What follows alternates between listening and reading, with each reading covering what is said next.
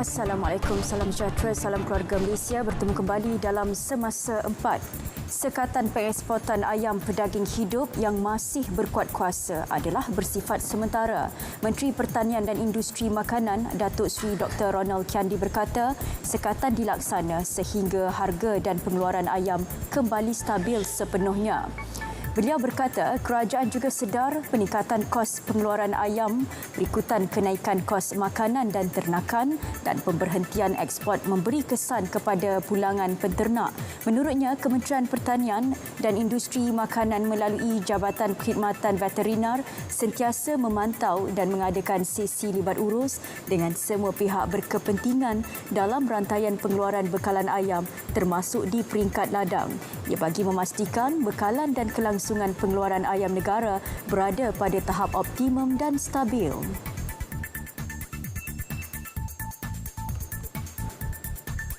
Menteri Pengajian Tinggi Datuk Seri Dr. Noraini Ahmad memaklumkan pelajar yang tidak menamatkan pengajian akibat pandemik COVID-19 boleh memohon semula melalui UPU online. Menurutnya, ia adalah inisiatif Kementerian Pengajian Tinggi KPT melalui agenda pembelajaran sepanjang hayat. KPT menerusi Institusi Pengajian Tinggi Awam IPTA turut menyediakan program intervensi akademik termasuk sistem penasihat akademik dan program intervensi bukan akademik seperti perkhidmatan kaunseling serta program kesedaran bagi membantu pelajar di IPTA menyambung pengajian. Beliau menjawab pertanyaan Wakil Johor Bahru Tuan Akmal Nasrullah Muhammad Nasir. Seorang penjawat awam yang bertugas di bahagian penguatkuasaan sebuah jabatan kerajaan di negeri Terengganu direman 6 hari bermula hari ini bagi membantu siasatan berhubung kes rasuah berjumlah RM35,000. Individu berkenaan disyaki menerima rasuah sebagai balasan untuk membantu kes mahkamah yang dikendalikan olehnya.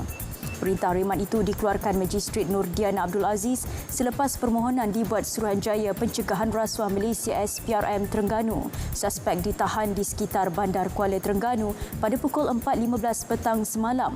Kes disiasat mengikut Seksyen 16(A)(B) Akta SPRM 2009. Seorang lelaki yang dikhawatiri lemas selepas dihanyutkan arus deras ketika memancing di kawasan Loji Air Semantan, Kampung Lengkong di Bentong, Kelmarin ditemui pagi tadi. Mayat Amiruddin Ashraf Mat Saman, 26 tahun, ditemui dalam keadaan terapung pada jarak 1.5 km dari lokasi kejadian. Mayat mangsa ditemui pada pukul 10.28 pagi tadi oleh Unit Pasukan Penyelamatan di Air dan pasukan K9.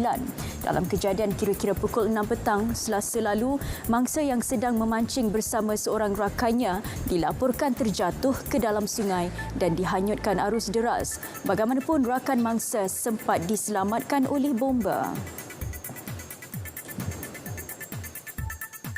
Program Pembangunan Pertubuhan Bangsa-Bangsa Bersatu UNDP dengan kerjasama Unit Penyelarasan Pelaksanaan Jabatan Perdana Menteri ICU JPM melancarkan Projek Pelindungan Sosial Malaysia.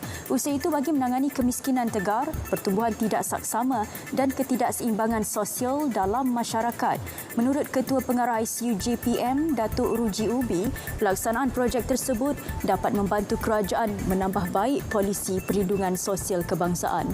Pembinaan sistem perlindungan sosial yang lebih komprehensif dan inklusif amat diperlukan, terutama dalam berhadapan impak pasca pandemik COVID-19.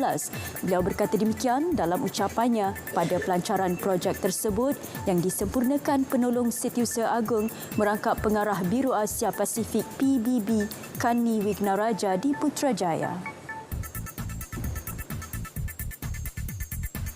Saudara, Semasa 4 berakhir di sini. Assalamualaikum dan salam keluarga Malaysia.